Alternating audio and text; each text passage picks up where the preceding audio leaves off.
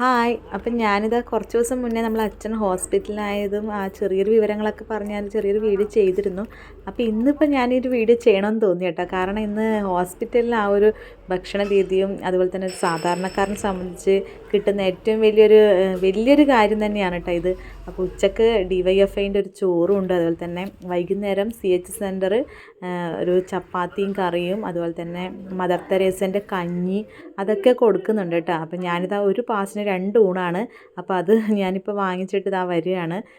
അപ്പോൾ ഇനിയിപ്പോൾ നമ്മളത് എന്താ പറയുക, ഉച്ച സമയത്തുള്ള നല്ല പൊരിഞ്ഞ വെയിലും നല്ല പൊരിഞ്ഞ വിശപ്പും ഉള്ള സമയത്ത് ഈ ഒരു ഭക്ഷണം ഇങ്ങനെ കിട്ടുക എന്ന് പറഞ്ഞാൽ നമ്മൾ പുറത്തെ ഭക്ഷണം നമുക്ക് കഴിക്കുന്നതിന് കുഴപ്പമില്ല, പക്ഷെ കഴിക്കുന്നതിനെക്കാട്ടും എത്രയോ ബെറ്ററാണ് കേട്ടോ നമ്മളെ വീട്ടിലെ ഊണ്. അതും എന്നെങ്കിൽ ഇന്നത്തെ പൊതിച്ചോറിൽ എൻ്റെ ഫേവറേറ്റ് ചമ്മന്തിയും ഉണക്കച്ചെമ്മീൻ ചമ്മന്തിയും നല്ല തോരനും പച്ചക്കായ് തോരനും നല്ല സാമ്പാറും കേട്ടോ.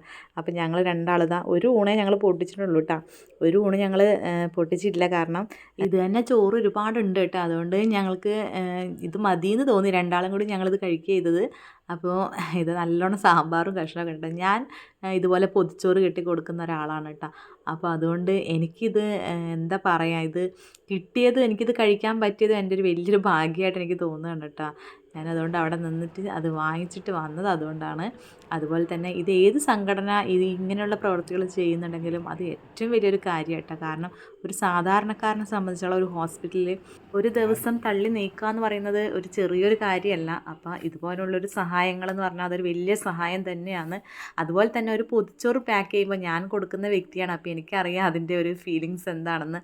അപ്പോൾ ഒരു പൊതിച്ചോറ് പാക്ക് ചെയ്യുമ്പോൾ നമ്മൾ അത്രയും നമുക്കൊരു പ്രാർത്ഥന ഉണ്ടാവും, ഈശ്വരാ അത് ആ ചോറിനൊരു അപകടങ്ങളും സംഭവിക്കാതെ, അതുപോലെ തന്നെ ആ പൊതിക്ക് ഒന്നും സംഭവിക്കാതെ അത് എത്തേണ്ട കൈകളിൽ എത്തണേ, അതുപോലെ തന്നെ മനസ്സും ആ കഴിക്കുന്നവൻ്റെ വയറും മനസ്സും ഒരുപോലെ നിറയണേ എന്നൊക്കെ ഉള്ളൊരു പ്രാർത്ഥനയോടുകൂടി ആയിക്കോട്ടെ നമ്മളത് പാക്ക് ചെയ്ത് കൊടുക്കുന്നത്. അതുകൊണ്ട് ഞാൻ എന്താ വടിച്ച് കഴിച്ചിട്ടുണ്ട്, ഒരു വറ്റ് പോലും കളയാതെ കഴിച്ചിട്ടുണ്ട് കേട്ടോ. അതിൽ ഞാൻ സന്തോഷിക്കുകയാണ്. കാരണം അത് അങ്ങനെ ആയിരിക്കണമല്ലോ, നമ്മളൊന്നും വേസ്റ്റ് ആക്കാതിരിക്കാൻ ആ ഭക്ഷണത്തെ അത് എല്ലാവരും ശ്രദ്ധിക്കണം കേട്ടോ. അതുപോലെ തന്നെ ഇനി 5 മണിക്കാണ് കേട്ടോ ഇവിടെ CH സെൻറ്ററിൻ്റെ സംഘടനേൻ്റെ ഇത് കൊടുക്കുന്നത്. ചപ്പാത്തിയും കറിയും ഉണ്ട് കേട്ടോ അതിൻ്റെ കൂടെ. അതുപോലെ തന്നെ മദർ തെരേസേൻ്റെ കഞ്ഞി, നല്ല പയർ വറവും നല്ലൊരു കഞ്ഞിയും ഉണ്ട് കേട്ടോ, നല്ല ചൂട് കഞ്ഞിയാണ്. അപ്പോൾ അത് കഴിഞ്ഞ് നേരെ ഓപ്പോസിറ്റ് തന്നെയാണ്, ആ സമയത്ത് തന്നെയാണ് നമ്മളെ CH സെൻറ്ററിൻ്റെ ചപ്പാത്തിയും കറിയും കൊടുക്കുന്നത് കേട്ടോ.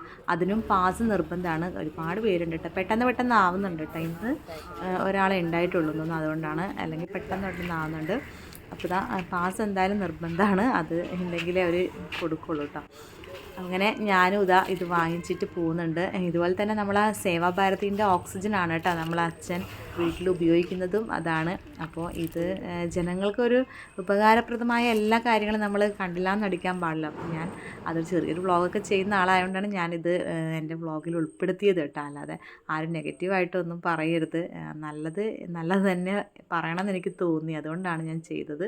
അപ്പോൾ ഞങ്ങൾ വൈകുന്നേരം ഭക്ഷണം കഴിക്കാനുള്ള തയ്യാറെടുപ്പിലാണ്. അപ്പോൾ ഗ്രീൻ പീസ് കറിയും ചപ്പാത്തിയുമാണ് കേട്ടോ.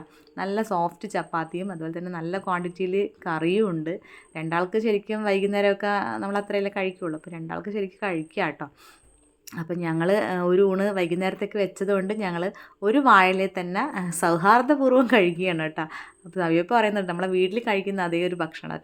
അപ്പോൾ എൻ്റെ അഭിപ്രായം അത് തന്നെയാണ്, അതിലൊരു മാറ്റവും ഇല്ല. അപ്പോൾ എന്തായാലും വൈകുന്നേരം കിട്ടിയ ഭക്ഷണം എന്ന് വെച്ചാൽ ഉരുളക്കിഴങ്ങ് കറിയാണ് കേട്ടോ. നല്ല ചിക്കൻ കറി ബാക്കിൽ കൊണ്ടുവരും, അതുപോലത്തെ കറിയാട്ടോ വെച്ചത്. അപ്പോൾ എന്തായാലും ഞങ്ങളിതാ ഇനി അടുത്ത ഹോസ്പിറ്റലിൽ നമ്മളെ ചിട്ടകളും കൂടി ഉണ്ടല്ലോ, പ്ലാസ്റ്റിക് വേറെയും കടലാസ് വേറെയൊക്കെ ആയിട്ട്, അപ്പോൾ അതും കൂടി നമ്മൾ ഇടാൻ ശ്രദ്ധിക്കണം. അപ്പോൾ ഇത്രയുള്ള എൻ്റെ വീഡിയോ. അപ്പോൾ വീഡിയോ ഇഷ്ടപ്പെട്ടെങ്കിൽ ഷെയർ ചെയ്യണം.